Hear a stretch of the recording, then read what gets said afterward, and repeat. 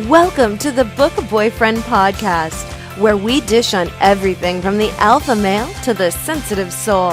If you found yourself lusting after a fictional character, you've come to the right place. Here's your hosts, Faith Andrews, Elizabeth Grace, Livia Jamerlan, and B.A. Wolf. Hey everybody, it's the Book Boyfriend podcast, girls minus one. Elle is still kind of on a little bit of a hiatus. We've had a crazy summer going on. But the three of us are here tonight, and so is Bab's dog barking over there. We are discussing Sacrifice by fellow indie chick author Adriana Locke. This was one of our favorite summer reads. CREW is just extremely book boyfriend worthy. Before we get into the book, let's just quickly talk about what we've been working on, what's been going on. I'll dive in quick. Just released After the Storm, book 2 in the Dream series. Really excited about that. Other than that, kind of trying to take it a little slow. Oh my God, what am I talking about? We're releasing Hot for the Holidays, 21 short stories from the indie chicks, based on most of your favorite characters from our other books. And that went on pre-order just recently, but it's releasing November 3rd. And that's what we got up our sleeves. What about you, Babs? What are you working on? I just released a companion novel to Away, Letting Go, which is now available on all platforms. Self-plug. And I am working on one secret project, and then in the meantime, I am also working on Mel and Moose's story. So for those that are waiting, you can also get the prologue in the back of Letting Go. I'm very excited about it. Other than that, it's just been a busy summer, hectic as always, so I'm excited for fall. What about you, Liv? My little guy is turning 1 on Saturday, so Yay! I have been really enjoying life, enjoying mommy. So I haven't been doing much, but I am part of the Christmas story, so you will get more Peyton and Braylon. You kind of see them before the epilogue, because the epilogue finished and it was like 4 years later what they are at their life. So you kind of get to see their first holiday together after they find their way back to each other.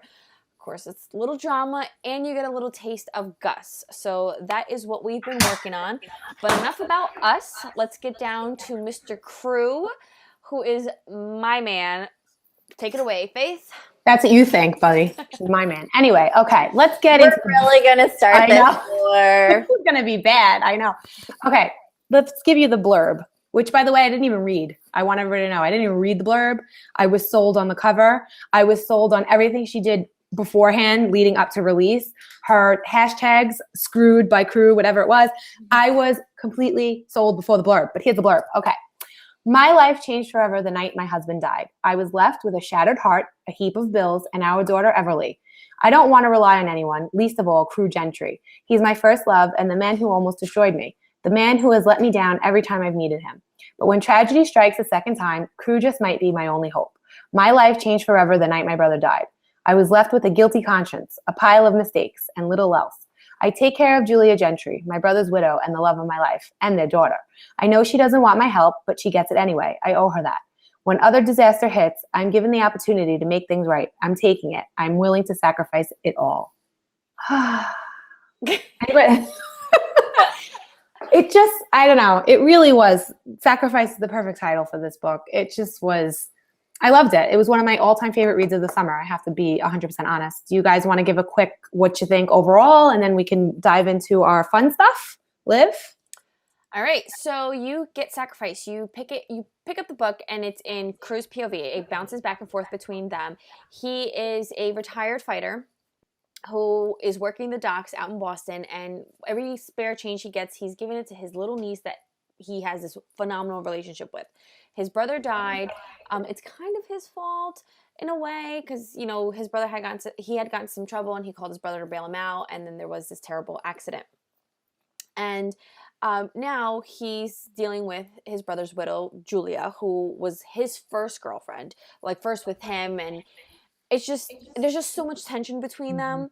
And then we find out that his sweet little niece, her sweet little daughter, EVERLEIGH, is sick, and that they don't have the money to pay the bills, and he needs to win a fight in order to win enough money to pay her hospital bills. But that's not even the good part of the story. The good part of the story is the relationship that Adriana built. And this is what really sucked me into this book, was the relationship that he has with EVERLEIGH.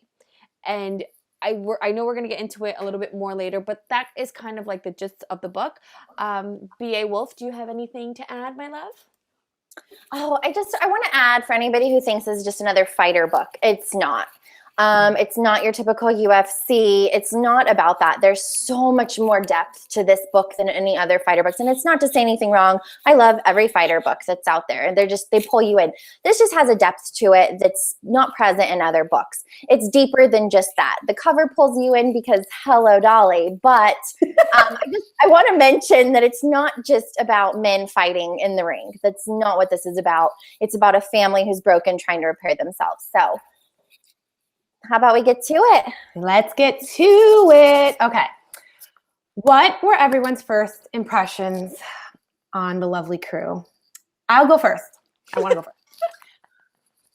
Freaking holy mother of hotness. Like, I don't know. There was not a word that came out of his mouth that wasn't insane. Let's go with fighter, cocky, protector. And then you see him with his niece. Holy shit. Like a man who's good with kids and a little girl, no less. Like, oh my God. Instantly, like, want to talk about insta-love? That's insta-love. I was instantly in love with this boy. It was like book boyfriend, new book boyfriend. I can't say enough good things about him. I honestly can't. I know we're supposed to realize he's a flawed character and there were a lot of mistakes he made in his life. Love this man. Love him and love how he tried to earn forgiveness the whole entire book. What about you, Babs? He was real and raw. And everybody kept saying that when you hear these reviews come through and they're like, oh, this book is so raw. And I'm like, okay, I have to read this book. And 2, I did not read the blurb. I was like, I'm just sold on the cover alone like you were. But the thing is that I totally read the first page like 4 times because I was so addicted to the way he walked. I'm not. I know. I'm so embarrassed. I'm like, oh my God, and he's just walking and he's so sexy as he walks. And I'm like, I just read that page 4 times because that's just, I was addicted. And am I echoing? No, you're good. Okay. Sorry. Intermission. What I did find problems with him though. I felt that sometimes he got a bit too cocky, I would say. So that was my personal flaw with him. But otherwise, I mean, he was just perfect. He was there. He's behind the scenes. He wanted his woman back. But the thing that I love most, it wasn't even his relationship with Julia. It was his relationship with Ever. It was the way he was with that little girl. And I was like, Danny, we need to have a baby today. Like, I need this little girl in my life. I'm like, I don't want kids, but I need this little girl and I need to see you with a little girl. Like, it was the most perfect. There will never be another book that will ever top the way he was with this little girl. That to me was what built CREW. What about you, Liz? So I think you ladies really nailed it on the head for me. It was perfect, but the scene where he gives her the dream catcher. So EVERLEIGH is going through a little bit of medical issues and she's having bad dreams, and he brings her his dream catcher that he had from when he was a kid. And he's like, and he puts it on her bed and he's like, this is going to catch all your bad dreams and only give you good dreams. And I'm like, oh, I want a dream catcher. I'm like, I want to catch my dreams. Like, he's my dream. Give me to him. So you're right. He was cocky. He was strong. He was protector. He was everything the girls have said he was, and he is. But the relationship, and I think that's what we're going to say the whole entire podcast here, is we're going to constantly tell you about this relationship he had with Ever. Because, one, I understand it's his niece, but it's not even his daughter that he's having this attachment with. And it's just ovaries explosion. Yes. And on top of that, like, just to throw in a little writer's point of view, as a writer, I've been told so many times, I've been told by one person who I really, really trust as like a critique partner, that when you write, putting in a pet or a child is almost like an instant downer to the book, like where it's like a distraction for the main characters, and it doesn't help the love process, and sometimes it's just too much of a distraction. So not the case in this. This little girl stole the book. Like, as much as you love CREW, oh my God, Ever was this book. Like, my heart pounded for her. And so I really believe that I wish one day we can get an Ever book, like just, just her whole little 10 life. years later, Yeah, because it was Her beautiful. banana Laffy Taffy. I will never.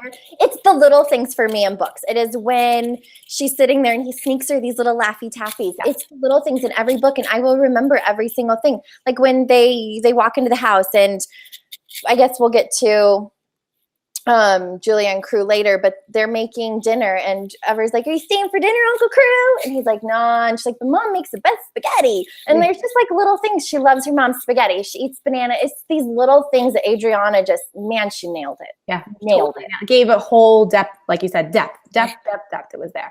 But yeah, speaking of Ever and Julia, what were your first impressions on Julia and Ever? How about we go with you first, Babs? Honestly, I didn't really like Julia at first.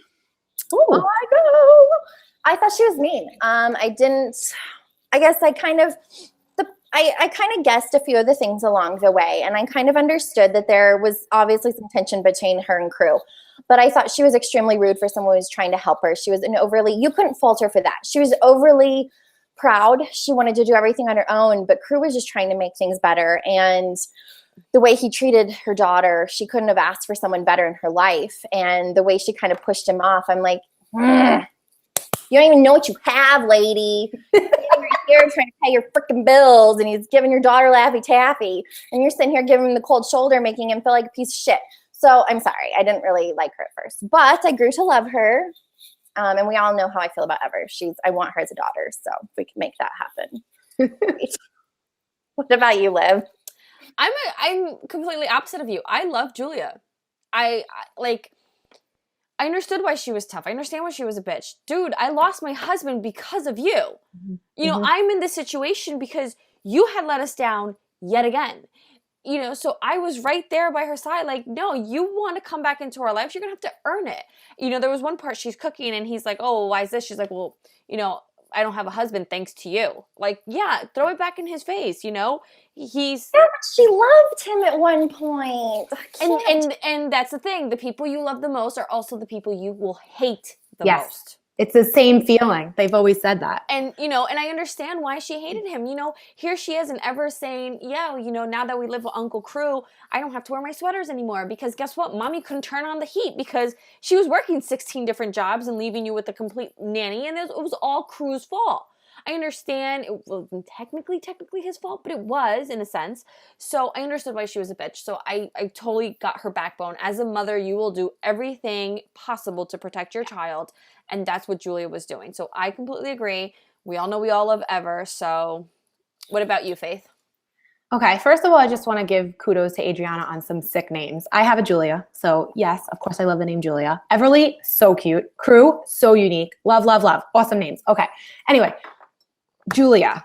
Talk about a complex character. Like, first of all, she's a mom. She has the weight of the world on her shoulders. She is trying so hard to make ends meet, but she is so prideful. This girl does not want to take the easy way out. And she can. It's sitting there right in front of her. She was once in love with this man, CREW, who she could easily just fall back into easy situations with. He's offering it all to her. And she has a backbone. And she's trying as hard as she can when anybody else would totally crumble at this point. I mean, come on, she's dealing with the worst of the worst. Some of the shit that this girl had to deal with, I don't know how she didn't, excuse, the term, slit her wrist. How did she not? Rock bottom. You're at rock bottom. How are you not scraping at anything? And she stood her ground and she did whatever she was supposed to do for her daughter. So as a mom, loved her relationship with her daughter and how protective she was over her and what, how she would do anything for her. And yes, I get what both of you are saying, but I did love her. And I really did. She grew on me even more as time went on. So that wraps up the two ladies of the bunch. This is going to bring up another one, segue. What do you think about the way Julia treated CREW? Let's go with Liv first on this one. The way she I agreed with it. She, like I said before, I got why she treated him that way. It's kind of, and then you're kind of looking at this guy who you once loved, right? She loved him first.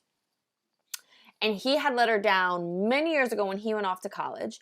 So she kind of settles for his brother. And then this whole time she learns to not love CREW, but love his brother. And then his brother passes away. And then she's looking at the guy who she once loved, who's not the father of her child. And it's just like a mix of emotions. I'm surprised she didn't stab him. What about you, Barb? The problem is that I think we hurt the ones we love the most. She settled with the brother. I loved the brother. I fell in love with the brother completely. Just the little snippets that we did get from him. And I truly think that CREW is the love of her life. And I think she's so angry that she loved him. And then this is what happened. And he hurt her in this way. He stole this family from her. So I think we hurt the ones that we love the most. I truly believe that statement. My problem is I'm still angry with her, but it's such a double-edged sword because she's in her rights, like completely agree. She's in her rights, but then at the same point as an outsider looking in, like you have this man who's trying to help in any way that he can. He feels like crap as it is. You know, he took that away. Don't dwell on it. You can't bring it back. It is what it is. And so take what you can from this man who's the only family ever has left. So I guess that's where I'm coming from when I'm looking at it that way. What about you, Faith? Yeah, I wanted to hate her for feeling the way she did because there were times where I wanted to literally shake her and be like, he's sorry. He's so sorry. He said it a million times. How many more times do you have to tell it to you? And she was warring with herself. You could tell she was. There's a line in the book when she says, very, very beginning, CREW Gentry is a reckless, hedonistic person. Like, you know that's how she feels. She believes it throughout. But then things are starting to crumble around her. Her heart's starting to soften a little bit maybe. And she's upset. She misses her husband. She misses so many aspects of her life. He was her first love. Now he left. She's harboring all these past, problems. And you could tell her heart starts caving. And there's a line that I love. She says, half of me wants him to leave, to have to suffer the night alone, to give me the space I need to miss my husband. The other half wants him to stay, to have another person sitting at the table for a distraction forever and maybe for me. Like, you could tell she still feels something, but I don't know, hard. This was a really hard one. This was a tearjerker, man. This had a lot of emotions. It sure did. A lot. Yeah, speaking of tearjerkers, this family goes through some crazy big news. I don't know if we want to drop the bomb and say exactly what it was, but wow, what they have to deal with on top of just being in a shitty place to begin with on the totem pole of life. Wow. So first reactions. I guess I'll go first since I haven't yet. I've heard some readers say that they thought what the bomb is pretty predictable. I want to say, yeah, there was some foreshadowing and you definitely had an idea. But I didn't expect this. Adriana, you're a freaking cruel bitch. I don't know how you do this to a little girl and expect people, mainly your readers being women who probably a lot of us have kids, how you expect us to read this and not want to just shut the book and say, fuck that, I'm not reading it. I don't know. My body wanted to fail for a minute. I have 2 kids and oh my God, if I had to go through these circumstances, I don't know if I would have been able to hold it together the way Julia did. I mean, and there were moments she did not hold it together. So my first initial reaction was, holy shit, my heart's broken. I don't know if I can read this book. If something bad is going to happen to this girl, I don't think I'm friends with Adriana Locke anymore. That was that was my initial reaction. So I don't know. What about you guys? What about you, Liv? What was your initial reaction? I was pissed. I actually think Adriana posted on Facebook as I was privately messaging her, I'm going to kick her. I think I even posted on Facebook. I said, I'm going to buy shoes and go to your house and kick you. I'm going to kick you in your shins, buy shin guards because I'm going to kick you. I was so pissed at her. She got death threats from me. So like you said, as a mother, that news that you get about what's happening with EVERLEIGH, it's just devastating. No mother wants that for their child. And so I completely agree. I was right there. I was pissed. I was angry. How dare you do that to your readers? And like you said, she's a cruel bitch. B.A. Wolf? We love you, Adriana. This shit. We really love you, our fellow indie chick. Here, I'll soften the blow, Addie. I'll soften the blow. Okay, so I was one that picked up on all of the foreshadowing. So I was like, okay, I'm prepared for this. I see it coming. It's coming. The way you drop it and the way that it happens, oh my gosh, you took my heart and you broke it. I thought I was so prepared. And as a writer of doom, I thought for sure I had this in the bag. I was like, I got this. No, I did not have it. Like you nailed it. I'm not going to call you a CREW bitch because kudos, fist bump. I'm going to say that you are my hero. So I bow to you. It was perfect because even though for people, I don't know if Liv, you felt the foreshadowing too, like you feel it coming. You feel something stirring. You know a storm's brewing. And for the way you dropped it and you had the weight of the words and the emotions of Julia. And then when she tells CREW, it's beautiful. So kudos. Can we breathe? Okay. Okay, everybody deep breath in. Yeah, I'm like reliving it and remembering. Like I remember reading this with clenched fists. Like my knuckles were white against the Kindle. Like it was a tough read. As beautiful as it was tough. Okay, let's get on to the next little segment. CREW takes responsibility into his own hands when Julia doesn't receive the money she needs to. We know the risks involved. Do you think this was something he thought he had to do? How about you, Liv? What do you think? Do you think he had to do this? Yeah. It was, and I mean, I love him. Don't get me wrong. I love CREW, but he was sacrificing it all for her. And I mean, I know I'm probably painting CREW to be kind of like a cocky bastard, but I really did love him. I loved his snark, and I loved how he was with his friends. What was that one line he had, Faith? Time out. That freaking guy better get his own book. What the hell was his name? We read it so long ago.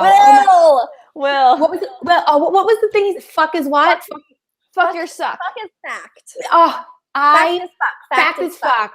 I love that guy. Adriana, where's our Will book? I loved him. Yeah, so continue. He was amazing with his friends. Go ahead, Liv. And so awesome. I loved him. Like CREW had that like Boston swagger where he was a fighter. He was a man who got down and dirty. So I loved him. Do not get me wrong. I really, truly, honestly, I did love CREW. So did I feel that he kind of had to step up to the plate? Yeah, because you've been this macho man and you've been taking care of your husband's widow and you've been taking care of that little girl. Step up. Barb? Okay, so completely agree. He knew what he had to risk. My only thing was he knew that taking this risk by doing this big fight to win the money that Julia needed for EVERLEIGH could end more for him than he had bargained for. And to me, it was kind of like this weighted 50-50. Do I save my niece or do I save Julia from more heartache if something happens to me? And I think the quote that sealed the deal for me, knowing that it was just something CREW had to do for himself to make himself feel whole inside, was when he said, I've accepted that she's going to hate me for the rest of her life. She's accepted that I won't go away. Yes. So he knows that she's going to hate her or she's going to hate him. And he's accepted that. But she's also has to accept the fact that he's never going away. Like he truly believes in himself. And I think that's what really made the last half of this book so powerful. What about you, Faith? Yeah. Did he need to do this? 1,000,000%. Yes. He knew for himself he needed to do this. He said it to himself in the book over and over and over again, what a failure he was, how he needed to step up for her. There was a line when he says, I've drank myself nearly to death over it. I've cried over it. I've tried to escape the guilt in every way possible. I've fucked whores. I've hit punching bags. I've ran so many miles that you could probably lap the whole fucking planet with my steps. But none of it changes anything. I fucked up. It spoke volumes about the character he was. He wanted to make up for what he did. But I'm forgetting the whole aspect of how her heart finally was softening for him, she was telling him, please don't leave us again. Like, please, I can't face you leaving me again. So now you know that in the back of your head, like you said, it's this double-edged sword. Okay, great, sure, macho man, let me fight for this. I could win the money by winning a fight, whatever, blah, blah, blah.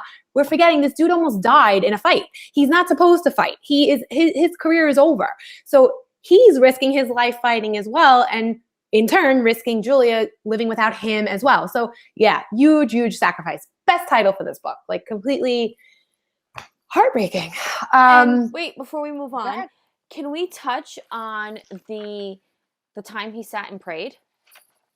Oh, I cried. Yeah. Here's this big cocky guy, and he just sits down and he breaks down and he's like, God, I've never asked you for anything else. And I'm like, oh my God, I'm crying. Yeah. Oh my God, Adriana, I fucking hate you. I hate you. I hate you. I hate you. I don't know why.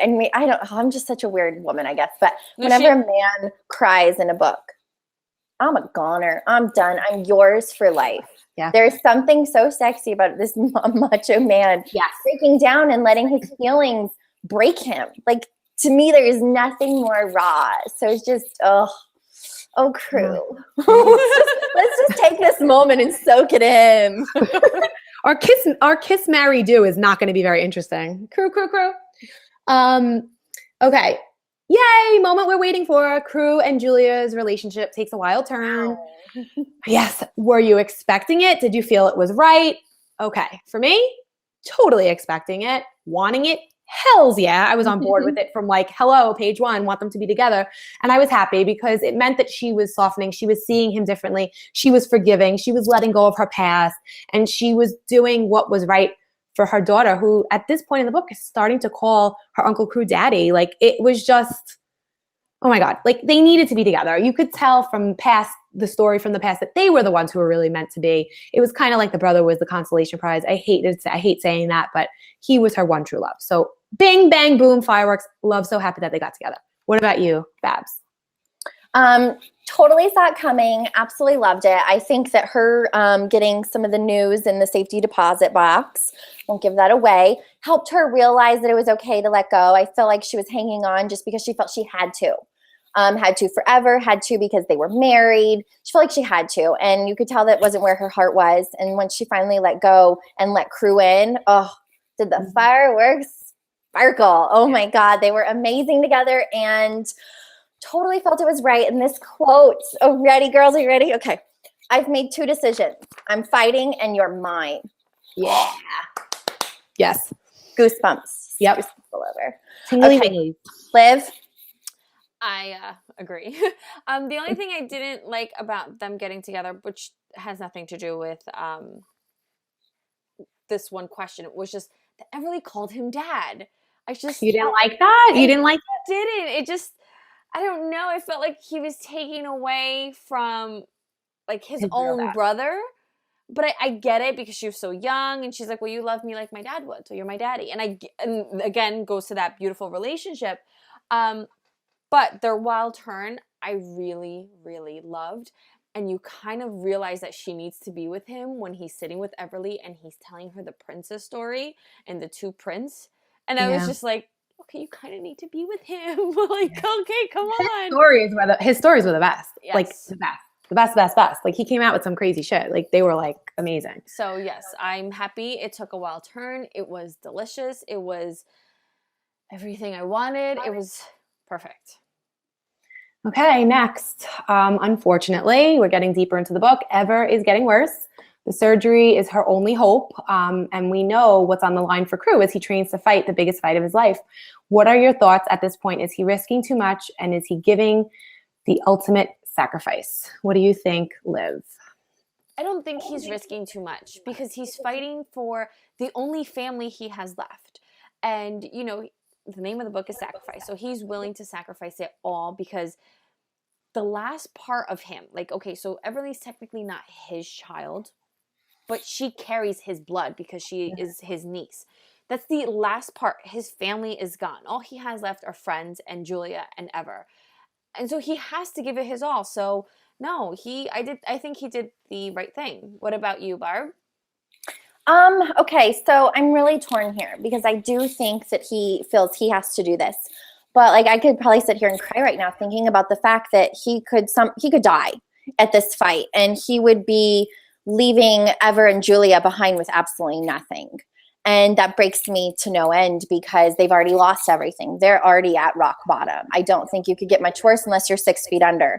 So to me, this was it was the ultimate sacrifice. I agree with that line. But to me, I feel like he's sacrificing so much that it's hard for me to agree with it completely 100%.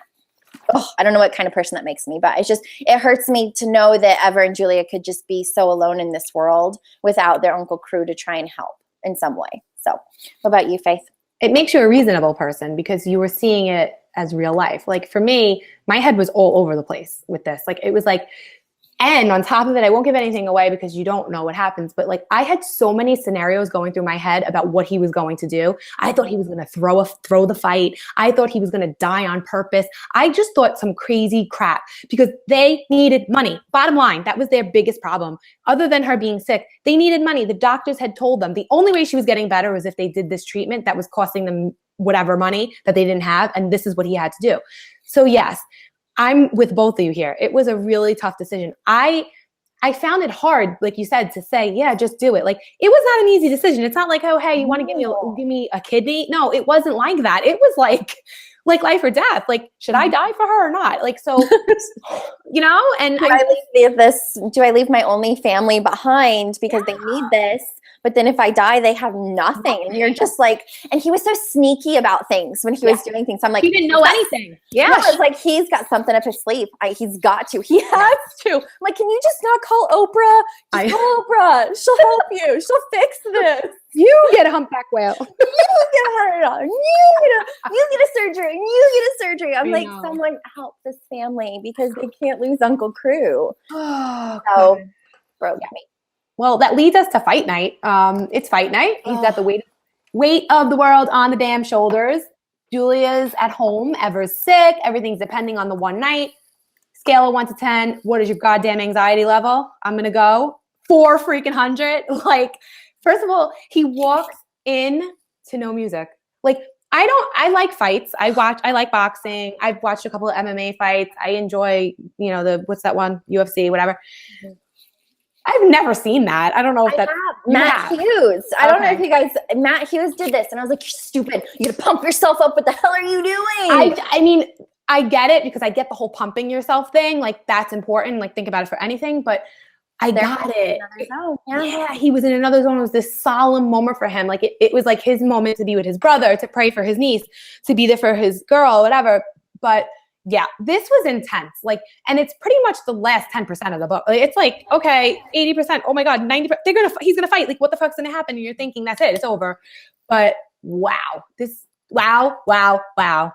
The intensity was off the charts, and it doesn't end until like the last page of the epilogue that you're like, you could kind of breathe a little bit, and even then you can't. No, you can't breathe at that epilogue. I remember putting that down and yelling even more. You did? You didn't even read the epilogue for a while, right? Well, no.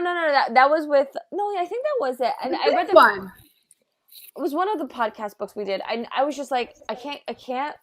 I was really upset with the first epilogue. And then I had to send Adriana a really mean message and wait a couple days and then finish it. Oh my, all right. So then you tell us what you felt about fight night, Liv. I was holding my breath. Like, I remember, I read a lot on my Kindle as I'm driving to work and around. I just hit play on my Kindle and my Kindle will read it to me. And I can't, like, I'm telling my Kindle to read faster because I'm sitting there and I'm driving. I'm like, well, what's going to happen? I'm like, I need to know now. I'm like, she's all broadcasting the fight, and he's got his left arm around his neck, right leg over, and you're like, okay. I'm like, come on, CREW. I'm like sitting there, like cheering him on as my Kindle's like, and then he did this, and because it's like that robotic voice, monotone, yeah. So yes, I was living through I was breathing every second, just like, and then it was her POV, then his POV, then her POV, and you're just like, somebody please tell me what's going on, like, just win. Yes, it was fabulous. What about you, Barb? What did you think of the fight? Oh, anxiety level, I mean, through the roof. The problem, okay, when I read, if I read because I'm just trying to get to the end because I'm so I gotta know. So then I'm like, no, Barb, you can't do that. So I was like, you got to go back. And so I'd have to like reread paragraphs, but then I like to picture it. So then I'm like reading the fight and like trying to do the moves. And I'm like, but I'm like, wait, he could do this. Yeah. And then he could win like that. And then he could, and then things aren't going. I'm like, it was just, yeah, that's how I was. I was literally like squirrel. Yeah. I'm like, what's going on? So that's how I was in a nutshell. Yeah. Kudos to her also for writing a very realistic fight scene. Like, I felt it. Mm-hmm. I really felt it. It wasn't like she was just like, oh, okay. And then they're in the ring and boom, boom. Like, it was like blow by blow. You felt the blows. You envisioned it. Like you said, you were moving around with him, whatever. So yeah, kudos. And that, in a nutshell, guys, is all we're giving away on Screwed. Get Screwed. on sacrifice. Okay, so now we're going to move on to our segments. Again, we're -1, so we might not have some of our fun things like our erection selection pictures. But okay, we're writers, and every time we read a book, there's inevitably something or some line or some moment that we're like, damn it, I so wish I wrote that. So let's go on to our wish I wrote that. I have so many highlights in this book. It's not even normal. Like I went in today to look to do the podcast notes and I'm like, holy shit, the whole book is highlighted. Like, I'm like, no. So yeah, I really wish that I wrote so much of this book, but okay. Where is my line? Here we go. Okay. Yes. Let's picture this scene. Okay. We're picturing the scene. The relationship with CREW and Ever is just gorgeous. Such a beautiful relationship. And she's getting sick. And CREW is trying to explain these things to this little girl who's finally starting to understand her sickness. And she's afraid she's going to lose her hair. And CREW tells her, he suggests that they shave it together. And he says to her that before a fight, he shaves his head. And Ever wants to know, why the heck would anybody shave their head before a fight? And his explanation, this line, it totally gutted me. Because when you go into a fight and you have no hair, that tells the guy you're fighting that you're serious, that you can come ready to win. It gives you power because it was your choice to shave your head. He can't do that to you. Holy shit.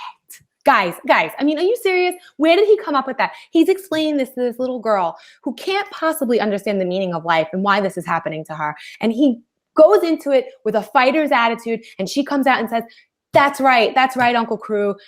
I'm gonna show this sickness that I'm boss, that I'm the one who's fighting against it, and blah, blah, blah. Oh my God. That was just, to me, gutted me, beautiful. What about you, Babs? What was your favorite line?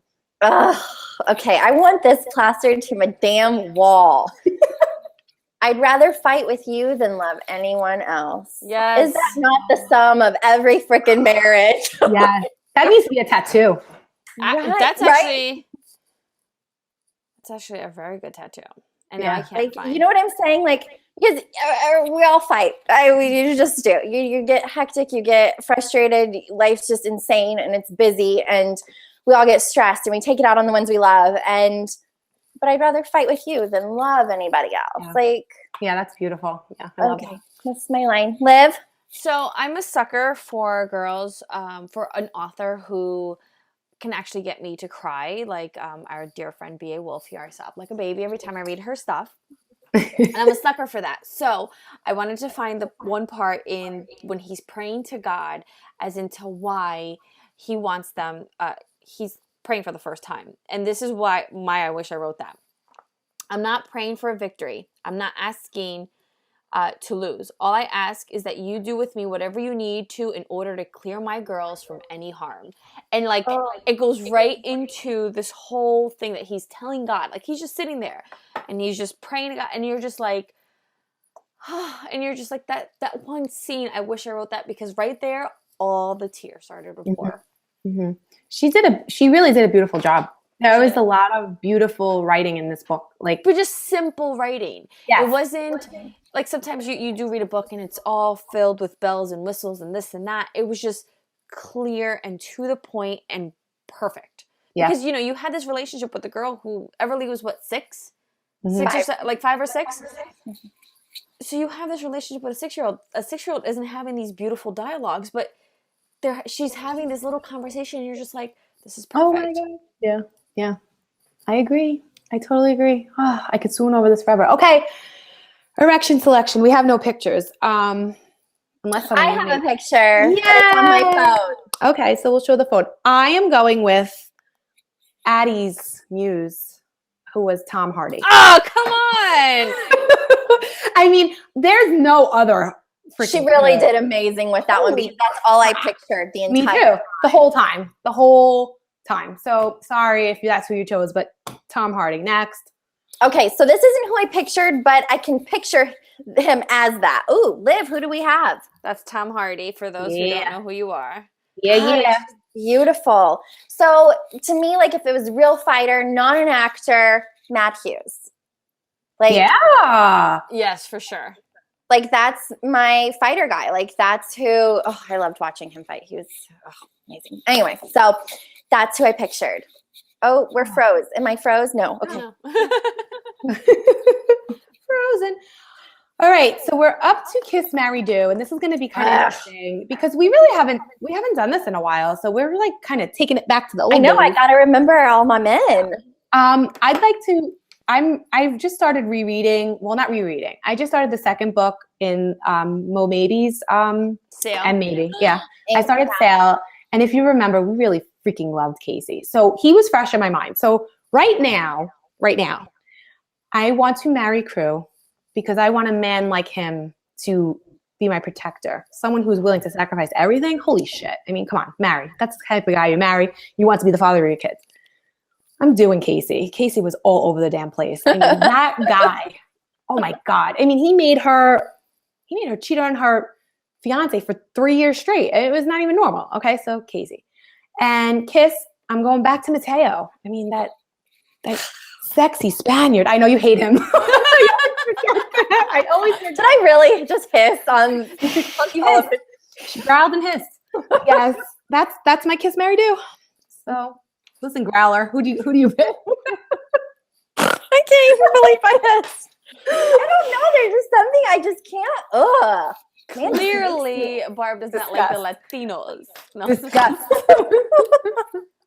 They wouldn't like me either. Okay.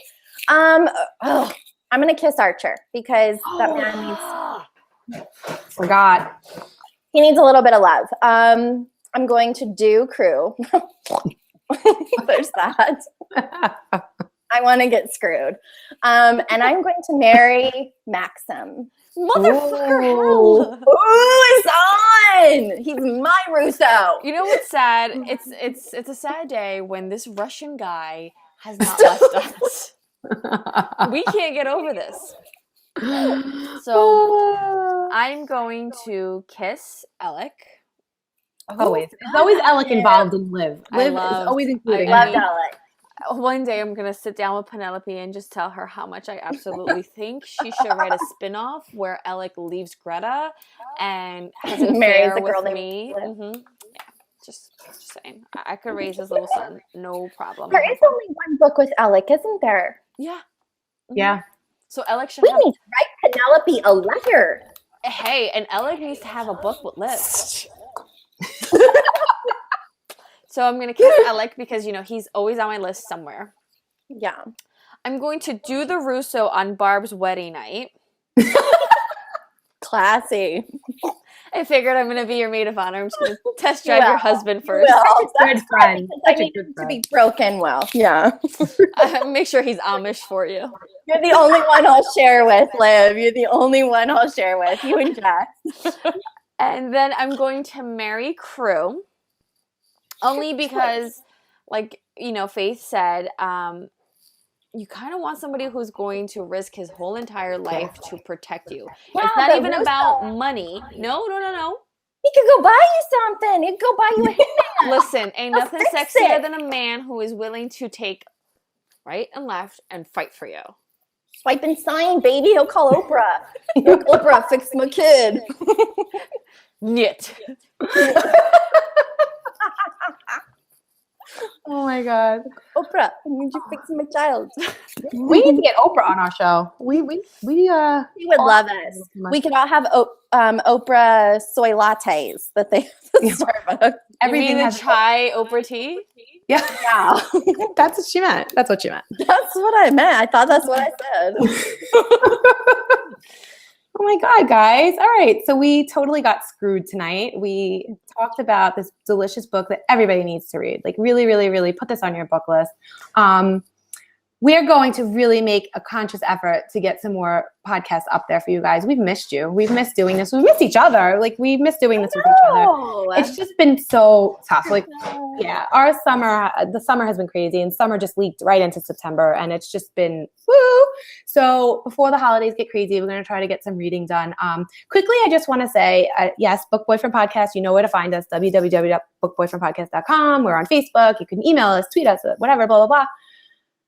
We started a new group called the Indie Chicks Rockin' Readers Group, and we discuss 2 of our books a month, and it has been so freaking fun. Like, not only for the readers who are just amazing, they're the most amazing readers around, but it's been so nice to take time out of our busy schedules to read books by each other and to see what we're about. Like, yeah, it's great to be friends with each other. And most of us in this little foursome have read each other's books. But beyond that, it's so nice to see the talent. Like, I might not have picked up Sacrifice had it not been one of our reads for that month. And I'm just so happy I did. So there's a little tidbit of information. Look us up on there too, because it's something that's been a lot of fun.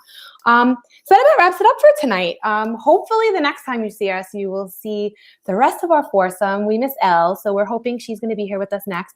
I know Liv mentioned in the last podcast that we are going to be doing a reread and new read of Mystery Man, right? By Katie Ashley. Yeah. Katie Ashley, sorry. So that's coming up, and just, you know, shoot us some information. Let us know what you think we should be reading. Let us know who you think is a great book boyfriend. Tell us if you like it, what we're doing for you. And that's basically it. Until next time, ciao, guys. Bye. There goes Barb with her little Miss America wave.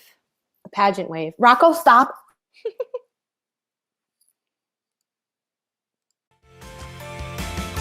Thanks for joining us. You can find out who will be on upcoming shows and what books we'll be discussing, as well as more about our hosts at www.bookboyfriendpodcast.com.